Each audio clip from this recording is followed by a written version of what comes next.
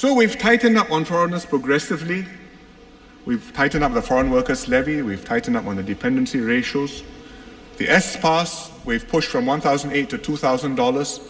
So that's of some help to the poly diploma holders and people who are at that level. And therefore, we have protected Singaporean workers, especially at the lower end. But we also have to be mindful of the impact on companies, especially local SMEs, because they need the foreign workers the most, and if we squeeze out the foreign workers too drastically, we're going to kill the SMEs. So we are helping the SMEs to adjust, grants, tax deductions, all sorts of schemes to help them to upgrade their productivity. And we have to bear that in mind when we settle our policies.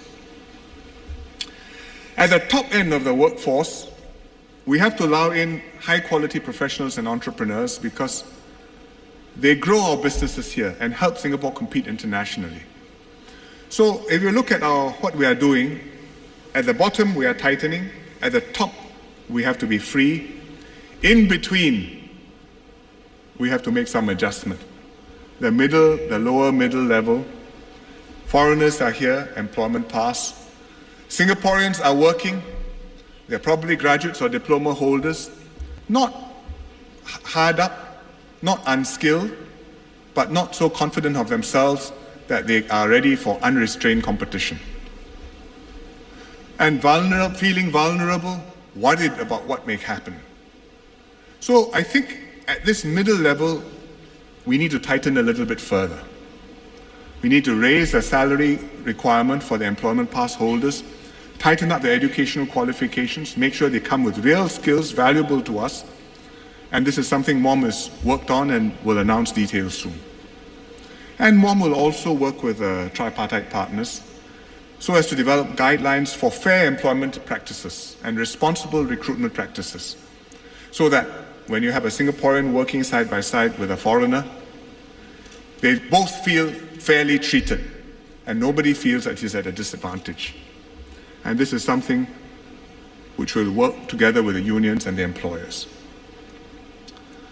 But I should caution you on one thing. Just because we are tightening on foreign workers doesn't mean automatically that Singaporeans will get better jobs or higher pay. Because the competition isn't just a foreign worker here. You're competing with workers all over the world. And unskilled workers have felt this for a long time, but increasingly our graduates and professionals are also seeing this happen. In China, every year, 7 million graduate from university, double the number of Singaporeans there are. And of these, 1.5 million are engineering and science types. They're hungry, they're competitive, and they're competing furiously with one another in China. And I think the impact will be felt around the world for the next 20 years, and including us. So it's really a tidal wave, a tsunami coming in our direction, and the only way to get out of the trouble is to rise above the tsunami by training ourselves, developing expertise, and doing things which they can't do yet in China, but we can do now in Singapore, and making a living for ourselves in order that we can improve our lives. But even if we do that, we have to accept that if we bring down the number of foreigners, slow the inflow, it means slower growth. Less economic growth, somewhat less vitality. Companies will come here not so vigorously, or they may choose to expand elsewhere. And we will have less resources to improve our lives. So, you've got to find the right balance. Yes, we will moderate and manage the foreign workers, but we have to bring in enough so that we have the manpower and the talent to grow and to prosper.